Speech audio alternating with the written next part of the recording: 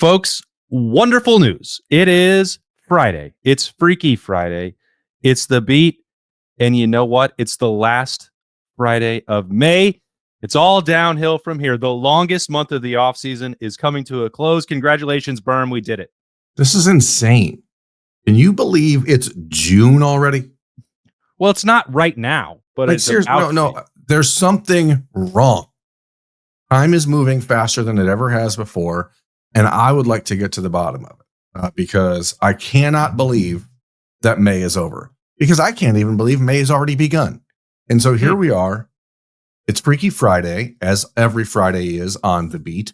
And unlike the movie Freaky Friday, which there's a second one coming out, speaking of sequels, I know, people were probably enthralled. Well, that won't be the second Freaky Friday. There's already been multiple Freaky Friday. Well, Fridays, however many there were. I know people were enthralled with our discussion about the Chippendale movie on Thursday's show. So I figure we could talk about Freaky Friday if people would like us to. But no, let's not do that. Let's talk about Stupid Saturdays instead, because Ohio State has had 3 of their game times announced for the season, and they're the first 3 games, so everyone can start planning their September, which, according to my watch, starts in 3 days right now. Well, that'd be great. But then we'll miss official visit season, camp season in June. We're going to talk about that on Freaky Friday. Berm's got the full rundown of visitors coming in and getting set for what camp season is going to look like for Ohio State. This is the Austin and Berm show, by the way. He's Berm and I'm Austin. And the not so good news for Ohio State fans is if they were holding out any last shred of hope that Texas might say, you know what, Chris Del Conte can go to church in Columbus and then have a football game on Sunday night. That's not happening. Fox has already announced that they had a big noon plan for Ohio State and Texas, and that is definitively locked in. That game will kick off season opener noon on Fox, August 30th, and then the rest of that 3-game homestand for Ohio State to open the season, just an absolute banger against Grambling, is going to be 3:30. Ohio State gets a BTN game out of the way, so still on proper broadcast partner airwaves there for Ohio State, even though that's probably going to be the most lopsided point spread in maybe Ohio State history or horseshoe history. I don't know. It's going to be ugly. There's no intrigue to that game whatsoever, especially when it is sandwiched between Texas and then the in-state showdown with the Ohio Bobcats, which is getting primetime treatment. That is going to be at 7:00 on Peacock. How could it not? Remember the last time those 2 teams tussled and Rufus went after Brutus in the shoe? Well, payback time, baby. I don't know how anyone could forget it. It was one of the most remarkable matchups that any of us have ever seen. But it's payback time.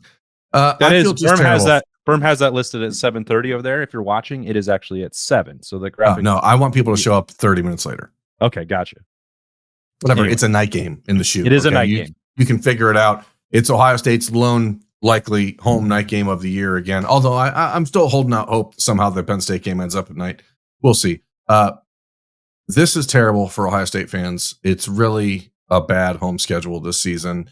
And so all the onus for me is on Ross Bjork and all of the offseason discussions about how to liven up the shoe for these non-marquee games, I think is going to be put to the test real early in the season. But, a drone show or whatever else they're going to do at night against the Bobbies when it's not even going to be dark until halftime. I don't know, man. It doesn't feel fair to Buckeyes fans who are spending a lot of money on tickets, but whatever. We're not in charge. The TV networks are, and they always will be. See, I know that people are going to misinterpret this when I say it, but I want to do it anyway. I'm not saying don't be frustrated about noon at Texas. I've made this point repeatedly. You can be. It's not going to change. And this isn't about that. I think there's been so much conversation about these marquee games need to be put in prime time or they need to be on Sunday. Texas should have said yes. My issue is not with that, at least in this 3-game set. And it's not even with the times that the broadcast partners picked. It is the fact that week 2 is the opponent Grambling. If Ross Bjork wants to do things to enhance the horseshoe, and I applaud every effort he's making, and I applaud the attempts that Ohio State made to get the Texas game changed because it wanted something different and something better for its fans and to put a spotlight on that game that may not be quite the same at noon. If you want to enhance the in-stadium atmosphere, you must play games that matter. And the Big Ten slate is what it is. It's going to cycle through highs and lows and peaks and valleys, and some years are going to get better opponents in there than others. Last year worked out pretty well, actually, on that front, thanks to Indiana, and a much better game late in the year than any of us would have anticipated when the season started. It shouldn't come down to, and look, this year you still have Texas coming to the Horseshoe, and Penn State will be there. That home slate is not horrible. The rest of it is pretty god-awful, and I think adding games like Grambling and then not buying out of them, not making any effort to address that. I know you don't want to go back-to-back with really important games to start the year. That's especially not in the situation Ohio State is in with their quarterbacks. But playing Grambling, period, when you're Ohio State is a waste of everyone's time. And I'm more frustrated by the fact that that is the game that's week 2 and that it exists at any point on Ohio State's schedule than anywhere else. What do we like to make fun of, Berm? SEC and their chicken salad Saturdays where they're playing FCS opponents and they're trying to, soften it up. They play them later in the year. It doesn't matter. I don't like them at any point on the schedule. So, New Hampshire is coming in a couple years, which is a great olive branch for Ryan Day and his alma mater. But those games are meaningless to Ohio State fans. And if you want to ensure that people are buying tickets, buying concessions, enjoying visits to a cathedral of college football, then you have to make it worth their while to actually go. It is meaningful all on its own. I get it. To take your family and go see the Scarlet and Gray and the Silver Bullets in the Horseshoe, and that's a cool experience. But you have to, what's the value add? And playing a tune-up game where the starters don't need to even suit up against Grambling is just an absolute waste of time. Yeah, and we're going to beat the crap out of the schedule talk. We have already for the last couple of weeks. May is almost over. My contention here is simple. Ohio State won the national championship. Its season opener is going to be against the top 2 team in the country in Texas. There should have been an opportunity to celebrate the national championship all day long leading up to that game and having just an incredible environment for fans. I don't think the TV network should get to pick what Ohio State does in that setting against Texas, period. Beyond that, the Grambling game sucks. Remember, it was Florida A&M in 2013. Ohio State was a 50-point favorite against the Rattlers. The Buckeyes won that game 76-0. I feel like the Grambling game could certainly go that direction, and no one's going to care. It's not going to be remembered for anything other than what happened after the Texas game. I feel bad for Grambling because if Ohio State happens to lose to Texas, the Buckeyes might score 100 against Grambling. But either way, the schedule is working its way through the system, and it's unfortunate that Ohio State continues to have no control over it, but that's what happens when you make a $7.5 billion deal with the TV networks. You are at their disposal and at their beck and call. And for me, the Texas game, it's all about recruiting. It's all about the fan celebration. And May is over and June is coming, and that means we can move on to recruiting and really dive in to the class of 2026 for Ohio State. Right now, 13 commitments, the number 3 ranked class in the country behind LSU and USC. Ohio State has 13 commitments. USC has 26, which seems like a lot to me. LSU's class, I apologize, is actually the highest ranked class in the country by average score. They've got 2 5-stars. They've done a pretty good job. They're off and running. How is it possible to have 26 commitments at the end of May? Because it's an old approach that actually Jim Harbaugh really perfected when he was at Stanford, which is any player who wants to commit, you say yes to. And then you just move on from them when you can either replace them with someone better or when something inevitably comes up with NIL or whatever. So, and they've already had, multiple decommitments from this class from USC, including one of the players who will be visiting Ohio State this weekend, 5-star linebacker Xavier Griffin from Georgia. I think in the last 3 years, USC has had almost, 6 different borderline 5-star commitments from the state of Georgia, and none of them have ever signed with USC. So you start to wonder why you do it, why you take it, but that's the world we live in. Well, it might be because Lincoln Riley has no idea what he's doing running a program. Well, that's what's made the USC, and this is certainly not a USC show, but they have become one of the most interesting case studies in this new era of college football, because this offseason, they took Chad Bowden, who was Notre Dame's general manager from Notre Dame. They still have Wesson Zernetchel, who was a longtime Ohio State staff member who's running their player personnel department. And then they took Max Steinecker from Wisconsin, who was their player personnel guy. And now they have this entirely revamped and huge recruiting department, but they're still living in a world where the House settlement is weeks away, we think, and a lot of the promises that you're making on the NIL front are going to be pretty much ripped away from you and from your control. So you can make a bunch of promises that you don't actually have to follow up on. And a lot of these kids are being told, hey, commit now and we'll start giving you money now. And Kirby Smart mentioned that the other day at the SEC spring meeting. That's something that we've known about for a while. Ohio State recruits have had other schools offering to start paying them up front, start paying them on a monthly stipend now in order to flip. That happens not just at USC but other places in the Big Ten as well and throughout the South. So that's the way it goes. Ohio State continues to pretty much ride the wave and do it with aplomb. They are the third-ranked class in the country. 13 commits. There was only 3 commitments heading into March. They're at 13 now heading into June. And official visits start this weekend. And the Buckeyes are going to host 3 5-star players. They're going to host a number of very important offensive line prospects, defensive line prospects. And as we said, next week starts the one-day recruiting camps for Ohio State. And then it's full go for the next 4 weeks for the Buckeyes. So what's interesting, Austin, the Buckeyes could have had unofficial visitors starting March 1st, right? And they didn't. They waited until they kicked off spring recruiting or spring practices on March 17th to have anybody visit. So Ryan Day in January was lamenting the fact that they were losing time on the recruiting trail because they were out still playing for the national championship. The Buckeyes then voluntarily chose to surrender 2.5 weeks of visits because they didn't want to have people come in when there were practices happening, which totally makes sense because if you travel to Columbus in early March, it's a crapshoot. You never know what you're going to get weather-wise. School being in session doesn't really matter, so they wanted to have the practices as the backdrop.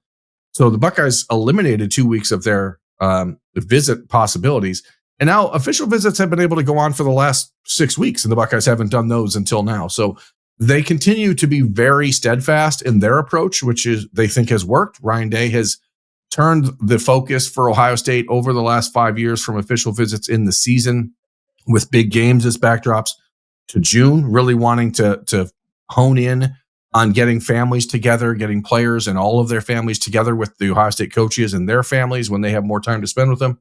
And again, it's hard to argue it. It's worked pretty well, but now we see Ohio State voluntarily, again, putting themselves behind the 8 ball a little bit when other schools have already started official visits. So either way, it seems to work for them. It feels like now there's 2 ways of looking at this: glass half full, glass half empty, I suppose. But when we would talk about Justin Fry's recruiting approach in the offensive line, it was like, well, he's very selective, and it only became a problem if you were missing out. I'm just narrowing down to that one specific example, but you could really say that that's true for every position at Ohio State. They're more selective than anybody else. So if they don't think a fringe 3-star is ever going to contribute to Ohio State, like those are the kind of people that you open up every potential visit window for, every practice opportunity, all of March, all of whenever you can get them in May and June on camps. Like I just get the sense that Ohio State and Ryan Day specifically is not going to waste his time. And it comes to that with the transfer portal. It comes to that with using the full complement of official visitors. Or are you going to spend those 2 weeks when you're not practicing trying to make a sales pitch to someone you don't actually believe can play? I think it also goes to something that we said on Three Thoughts Thursday. Like Ohio State has more cachet than anywhere else in the country, so it doesn't have to waste its time. Now, if you're Ryan Day, you're still a head coach, and you feel like you're falling behind if somebody else is working and doing something else. But that work that Minnesota might be doing wouldn't apply in any way, shape, or form to helping Ohio State. No, it's all wiped away by a wave of a hand when Ohio State reaches out to an Illinois commitment and says, hey, we want you and we need you here at Ohio State. Then it doesn't matter. So we'll see what happens as Ohio State really dives into this cycle over the next few weeks. But, Justin Fry's approach didn't work for him because he wasn't an elite relationship builder, an elite recruiter, an elite developer, or at least not a well-known guy. So it's fine if you want to have a sniper approach when it comes to recruiting. If you have a very select group of players you're recruiting from, Brian Hartline does it every year. He has no problem with it because he gets his guys and they become first-round picks. James Laurinaitis is turning into that type of recruiter. Tim Walton is that type of recruiter. The Buckeyes are one of the 2 or 3 programs in the country, maybe 4 or 5. We'll grow that list a little, that are not really recruiting. They're selecting who they want, and then they have to, for a couple of those guys, go toe-to-toe with the other programs that are able to do that. So they don't really live in a world that other schools live in. And that's why the Buckeyes are where they are. It's why they are the national champion. It's why they are the most successful program maybe in the history of college football for the last 100+ years. So they do it in a number of different ways, and there's no reluctance to ignore what works for other schools because they know Ohio State's brand is going to do different things for them. So we can, when we will, dive into Ohio State recruiting philosophy, Ohio State recruiting specifics, details, all of the minutia when Talking Stuff is available on our YouTube platform starting next week. Mm-hmm. But today is really a 10,000-foot overview of the weekend ahead for Ohio State and the visitors. And that starts with 2 Ohio State commitments coming to town, 2 of the lower ranked commitments for Ohio State. It's nice to get these visits just done. These kids are not at really a risk of flipping anywhere or taking visits elsewhere. It's Jaden Ricketts from Pataskala, Ohio, from Watkins Memorial High School, 4-star wide receiver who camped at Ohio State last summer and earned an offer and committed to the Buckeyes in November.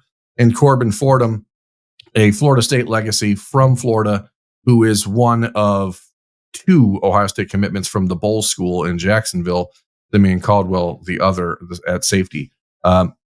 Corbin and Jaden are as solid a commitment as you can find. And so you get these kids in. They may have Ohio State or they may have family trips coming up through June. They may have other reasons that they're not coming in later in the month when Ohio State has the majority of their commitments on campus, but it really doesn't matter. Jaden Ricketts lives 35, 40 minutes away.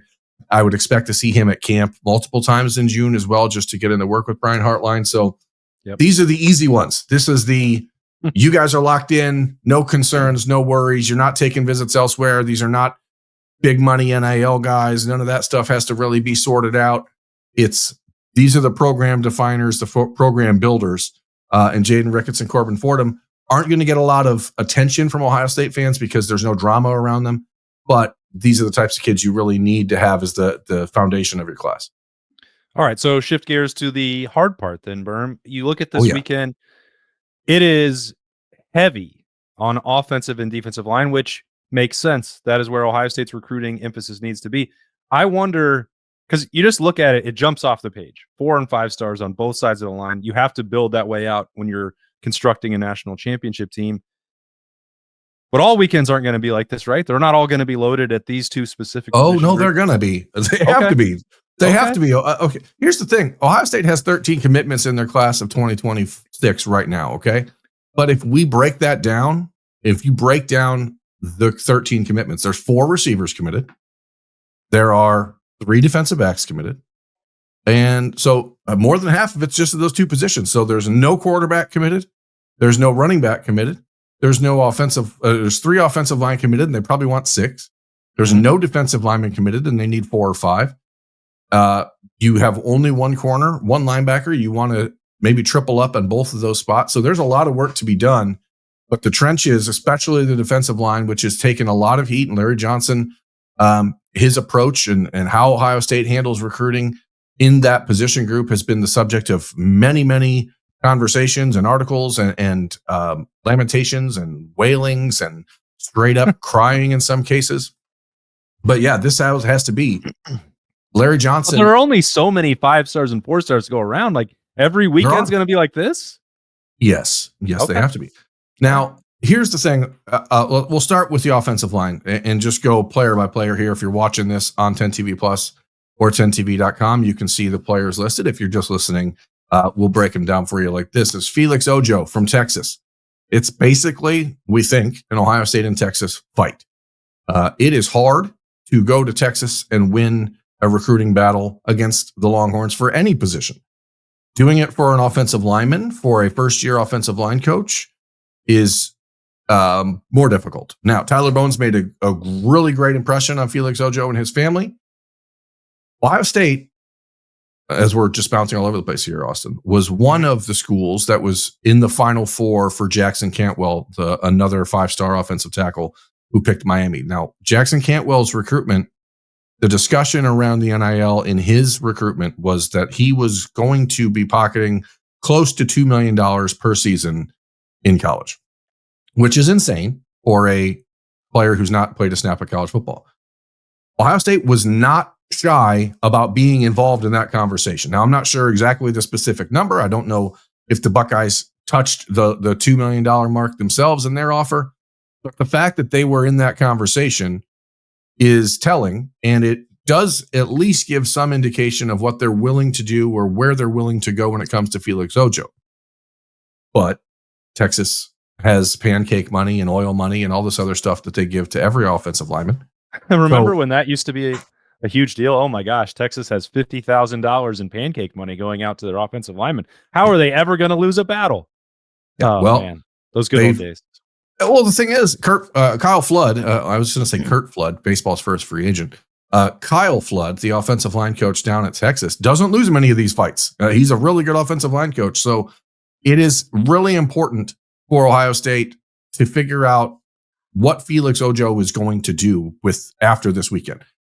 Yes, there's visits still coming up to Oklahoma. He's already visited Colorado. He's visited Ole Miss. He's visited Florida. Michigan's in the list. But the real conversation here is, and we'll skip over Brett Collegier here for 1 second and swap down to Aaron Thomas, who is a 3-star from Arizona. He's another Florida State legacy. Ironically, his father played with Corbin Fordham's dad at Florida State in the 1990s. Aaron Thomas is also very high on Texas's board. He's a player that is starting to really become a national recruit. Talking to sources around the Buckeyes program, they went and saw him out in Phoenix a couple weeks ago and were really, really impressed and see him as a much more valuable than a 3-star prospect. So in the Buckeyes' eyes, yes, Felix Ojo is the 5-star. He's the big money guy, but there's not a huge gap between him and Aaron Thomas in the way that the Buckeyes are evaluating their long-term potential. But people like 5 stars. People want 5 stars. People want to be told 5 stars, choose your program. Yeah. So it's an interesting thing. It's an interesting thread for Tyler Bowen to have to find a way through this weekend. Deciding in Ohio State, and not mostly Tyler Bowen, but Ryan Day and the people in charge of the salary cap for the Buckeyes. Where's the real value? Well, as you said, if you look at the recent commitments, and not just the one that they lose to Miami, but the one that they lose to Tennessee before that, and every single year where it would be for these high 5-star offensive linemen, once the price tag got to 7 figures, Ohio State was tapping out on that. And I tended to agree with that approach because more than any other position, offensive linemen are going to need multiple years of physical and mental development before they are ready to contribute. So paying up front for that did not make a lot of sense if you could then turn around and use those resources and allocate them to someone who might be more ready to play, like, I don't know, Josh Simmons, or we'll see what happens with Ethan Onyanwa. Using that money in the transfer portal for developed offensive linemen made sense to me. And then you said to me something that I needed to consider perhaps differently, which is what? I don't remember. I say so many things. If you can also get them and then develop them yourself, and you are maybe in a spot where the depth is not where you want it, and you have to become perhaps overly reliant, where I would say that maybe Ohio State's offseason at offensive tackle fit in that criteria because they took 2 tackles and they effectively lost 3 starters once you had Josh Fryer, Josh Simmons, and Donovan Jackson, who kicked out there. Well, maybe you have to address that with more upfront resources financially. Yeah, because you can pay for loyalty, right? You can pay for loyalty. You can pay for someone to be in your program and develop. There has to be a balance. There has to be a balance. You have to have both. Here's what I would say. You're right, but only if there's a way that you can ensure that loyalty in writing. Right. And that's Well, the problem that I have with $2 million for a true freshman who might not play, because then the price especially tag one may that's go up. thousands of miles from home, where he can then, if he comes in and doesn't play, there's no way that you can say, hey, this year is a development year, because you're paying somebody X amount of dollars. And Tennessee ran into this when they really kickstarted the entire huge lump sum thing with Nico Iamaleava. Yeah. The fact is, once you start paying someone that amount of money, they have the control. Their agents have the control. The boosters who are paying for those players have the control. And you can't, if you're Tennessee, rationally say, you know what, we're not going to play this kid because we think he needs to develop. And then you have the people who are paying him saying, okay, well, we just won't pay for him then. And then you risk a whole different can of worms. This is why college football so desperately needs rules and guidelines and all the other stuff that they seem to be averse to. Even someone who was as clear-cut a top 5 pick, first-round guy as Paris Johnson, right? There was never any question about Paris Johnson coming out of high school that he was going to be a first-round pick 3 years after he got to Ohio State. Even Paris Johnson, who fortunately his recruitment happened right before NIL really jumped off.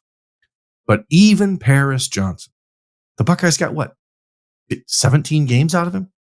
Like, how much money can you continue to pour into this knowing that you might get 15 games out of someone? Like, that is a really big question. And if you can find a player like Aaron Thomas, who has NFL genetics, who has a rising upside, who's more likely to be willing to wait 2 years and develop into his body and then be a contributor as a redshirt sophomore when you haven't had to pay out the nose for him, those are the discussions that these schools are having to have. And that there's not a lot of schools that are having them as in-depth or as frequently or as, what's the word I'm looking for here, as earnestly as Ohio State is, because they are thinking about that. Oregon's not thinking about it. They're like, 5-star, pay him, we're going to get him. USC is now in that mode. Mm-hmm. Ohio State has always viewed themselves differently, but yes, they're at a point now because the roster has lacked that surefire NFL guy coming up the pipeline. Now you get into the conversations where once every 2 or 3 years, if a player like Felix Ojo or Jackson Cantwell comes along, you may be forced to walk that path. Now, fortunately for Ohio State, and he's not visiting this weekend, but we'll talk more about him as his visit comes up in the next couple of weeks. There's a player in Akron, in Sam Greer, who's committed to Ohio State, who the Buckeyes believe is a 5-star offensive tackle. So like they think they've got one already. So now it's about how do you complement that? And Felix Ojo is the guy at the top of the list, but it's hard to get him. So that's what makes it interesting.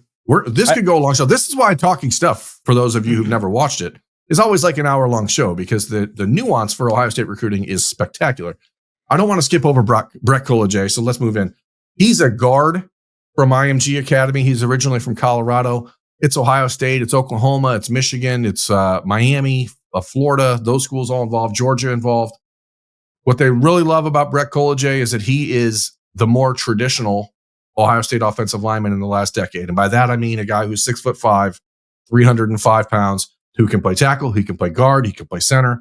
That is what Ohio State's really seeking, because there are so few Felix Ojos and Aaron Thomases in the world, which is a true tackle body. Brett College and players like him become very important. So I don't want him to be just passed over as we talk about these visitors, because he is a really, really good offensive lineman, but he's not the guy who, when he gets off the bus, you're like starting left tackle. And that guy has a lot of value. I don't ever feel like Josh Simmons did that either. It's like you can also build a pretty productive offensive line without necessarily having to have those genetic freaks. But if you get them, hey, that's great. Or if you can afford them, even better. I still find myself a little reticent on that strategy. It feels like a riskier approach than Ohio State tends to make. And I don't feel like they need to be dipping into the same waters personally as a Miami or a Michigan State or Colorado. But as you said, the dynamic is constantly changing, and there may be years where you have to do that.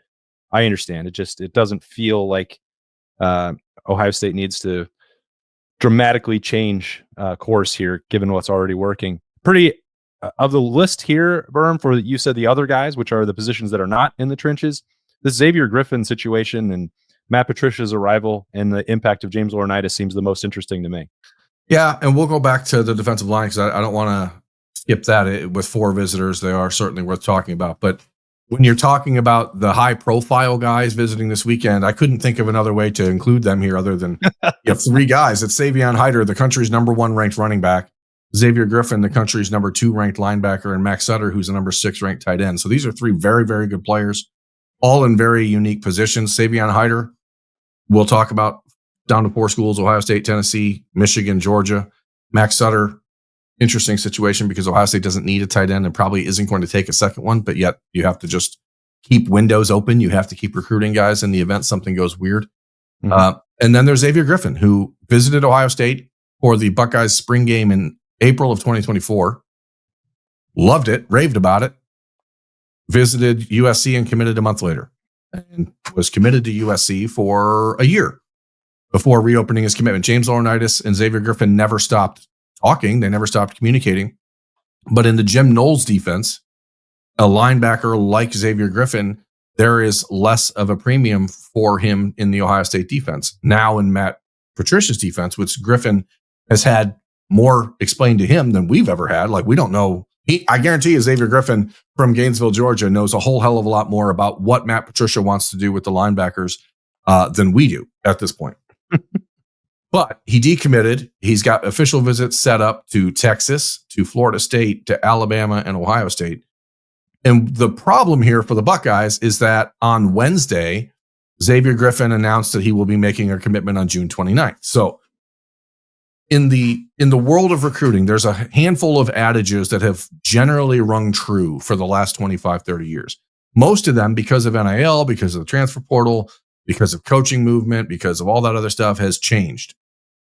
One of them really generally hasn't, which is if a player announces a commitment date, they know where they're going. And immediately upon announcing that he was making a commitment on June 29th, we started to see industry-wide predictions come in for Griffin to Alabama, which is where I think he will end up. Ohio State is still going to take a pretty hefty swing this weekend because the Buckeyes believe very firmly and fully that he is the type of player that is an Arvell Reese type who is going to be a dynamic college linebacker, edge rusher, whatever he wants to be.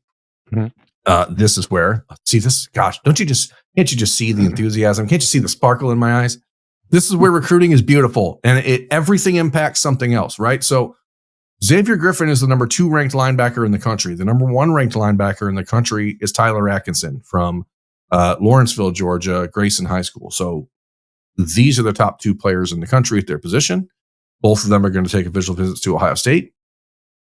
I don't see a scenario where Ohio State would be able to land Xavier Griffin and Tyler Atkinson and in-state linebacker Sincere Johnson, who also announced his commitment date this week. He'll commit on June 19th, 3 days after his Ohio State official visit ends. So, ooh, what a coincidence. Now, the problem here, the intrigue, is that Sincere Johnson's top 2 schools, according to pretty much anyone who's ever spoken to him, are Ohio State and Alabama.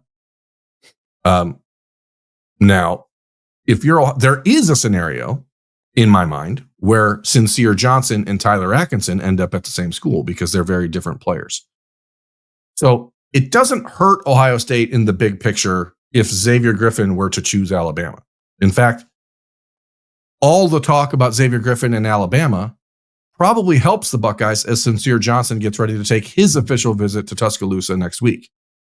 Because when these sorts of rumors start to percolate, it's generally because there's some embers that are burning a little bit and starting to smoke, right? So it's a weird situation because James Laurinaitis really, really, really likes Xavier Griffin and would love to have him at Ohio State. But if he goes to Alabama, it's totally fine. And it actually maybe helps you because the more realistic outcome, which is Sincere Johnson, and then swing like hell for Tyler Atkinson, is then made easier to achieve. So it's actually quite fascinating. And for those of you who are relatively new to this show or our work, if you're not somebody who follows recruiting on a day-to-day basis, this is why it's intriguing. This is why people love it. This is why it has taken on a life of its own and become its own industry. There is always something relevant happening when recruiting, and it always impacts something else. And I think that's beautiful. Take a breath. Let me just say, you wanted to go back to the defensive line. I haven't talked about recruiting on a podcast in a while, and quite frankly, it feels good, man. It feels good to just get it all out. Let's can tell how much you're enjoying this. Ohio State has got, not forget all the others. You teed this up with subplots and Larry Johnson and all, the hand wringing over the last couple of years and the depth piece. And did they need a transfer portal defensive tackle after the spring camp? Didn't get one. There's a non-negotiable piece here, which is Ohio State is going to lose Caden Curry and Kenyatta Jackson after this season. There's a world where they could lose CJ Hicks after just 1 year of transitioning and moving down to play defensive end. Or Caden McDonald. You may lose Caden McDonald, depending on how his year 3 goes, and you won't be that far removed. Edric Houston, if everything goes according to plan, would be a 3 and out, and you'd only be looking at 2 more years of him playing at 3 technique. So if the depth situation appears a little tenuous right now for Ohio State, which I think is a fair way to assess it, well, it could get much worse heading into 2026. And this is with or without, doesn't matter. Not talking about Larry Johnson and the retirement questions that exist every single year for him. No matter who's the position coach, Ryan Day is going to be the head coach, and he's going to need defensive linemen. Yeah, they need a lot of them. That is, if you look at this roster and what's coming in 2026, and again, I think you don't want to skip over 2025 because it's the one that's right in front of us, but the 2026 season for Ohio State, the defensive line depth chart is an absolute quagmire. And it is a quagmire full of people who have never played at Ohio State. And that is not ideal because most of those guys are not going to play this year for Ohio State either because of Caden Curry, because of Kenyatta Jackson, because of CJ Hicks, because of Bo Atkinson, who could leave for the NFL draft after this year if he has the type of year that Ohio State fans are hoping he does. So if you look, especially at defensive end, you have Dominic Kirks, you have Josh Mickens, you have Epi Satanale, who is arriving on campus, I think, today at Ohio State, and you have Zion Grady at Ohio State. So you have 4 guys who've never played for the Buckeyes. That's not good. So now you're certainly not going to count on the class of 2026 to come in and play right away either, but you have to start refilling those cupboards because it is starting to look pretty bare. One of the things that's vital for Ohio State because of that is getting defensive linemen who are physically ready to play early. And that's where someone like Luke Wafel from New Jersey, his brother Owen Wafel, was originally a Michigan signee, played a year in Ann Arbor, and now plays for Penn State. Luke is the Nick Bosa, 6'5", 255-pound, ready to play defensive end. He may not be great as a freshman, but he's physically going to be able to handle the rigors of college ball. Jake Kruel, who's visiting this weekend for Ohio State, is much more the CJ Hicks, Josh Mickens type of edge rusher, 6'2", maybe 230 pounds, but like a Caden Curry type, a guy that just go. Very different. And then you have the defensive tackle situation for this weekend. You have Kerry Wilder from California coming in. That'll be his first visit to Ohio State. So you never really know what to get in a first visit, especially for a guy Ohio State offered 4 weeks ago. So they offered him 4 weeks ago. Larry Johnson and Matt Patricia went out to California and hung out with him and did an in-home visit with him. And now he's visiting Ohio State officially for the first time. It probably is the only time he'll ever visit the Buckeyes. So at the risk of like trying to put anybody on commitment watch or anything crazy like that, which I'm not going to do for the first official visit weekend of the summer, both Kerry Wilder and Cam Brickle, who's a 6'3", 310-pound one tech, originally from Pennsylvania, but plays at the IMG Academy in Florida. Both of those guys to me feel like a real potential like Larry Johnson special, which is someone just randomly who no one's really taking seriously as an Ohio State target is actually very high on Larry Johnson's board, and the Buckeyes will take him because they're like, and those players sometimes turn out pretty darn well. We saw Tyleik Williams become a first-round draft pick as that type of player, for example. Eric Mensah, a guy that's getting a lot of buzz in the program, is maybe like a long-term Ty Hamilton or Devon Hamilton type of player. Like that those guys turn out, but they're projects. They're multi-year players for Larry Johnson to develop. So I don't think that those players should be overlooked this weekend, but neither Kerry Wilder nor Cam Brickell are going to be discussed as like, well, the most important visitor of the weekend. If you ran down the 11 visitors heading to Columbus for official visits this weekend, those two would probably be number 10 and 11 on the list of importance and or priority for the recruiting fans. But I feel like there's a real opportunity for Larry Johnson because it's just what he does. He just sneaks one in there, and every year we're like, oh crap, I didn't see that guy coming. And then he's there. So we'll see. Larry, I want to be clear, takes a lot of flack. I still believe there is no better on-campus recruiter in the Ohio State coaching staff than Larry Johnson. The relationships he builds are undeniable. Like his ability to sit down, break down film, show parents, show kids like the path that he has for them is better than anybody in the country. And the way his players go to bat for him speaks volumes about what he is willing to do for them. But because he is the elder statesman of the Ohio State coaching staff, he's not someone who's active on Instagram or TikTok or Snapchat. Or, like, we don't hear about his relationships oftentimes until the player has committed. And so I think that those two players are worth paying attention to. This will be Brickell, I think, his fourth visit to Ohio State. So it's not like he's a new name. He visited for the spring game. Like, it's just one of those players where you're like, yeah, just keep an eye on that because that's Larry's way. Just when you think Freaky Friday gets a little too long anyway, Berm decided he wanted to talk a little recruiting for official visitor season, and I want to give him exactly what he wants. It's been overdue. I know that there are people that are waiting a long time to hear from you and hear you talk about it, so I'm glad you did. And guess what? There's going to be a lot more of it in June coming as camp season arrives. Berm sets up shop here in Columbus, moves into the guest room at the Ward House, and we have all kinds of additional content, maybe some snap judgments. Who knows what we could have coming in June? It's going to be busier. I know that because once you get to May, that's climbing the roller coaster. And now it's all downhill from now here. The free fall. Cannot wait. Oh, screaming. Commence screaming. I hate roller coasters. You know that I'm not a roller coaster guy, right? I've been on roller coasters. I went to Cedar Point a couple times as a kid, obviously growing up in Ohio, but I've only ridden the rides there once.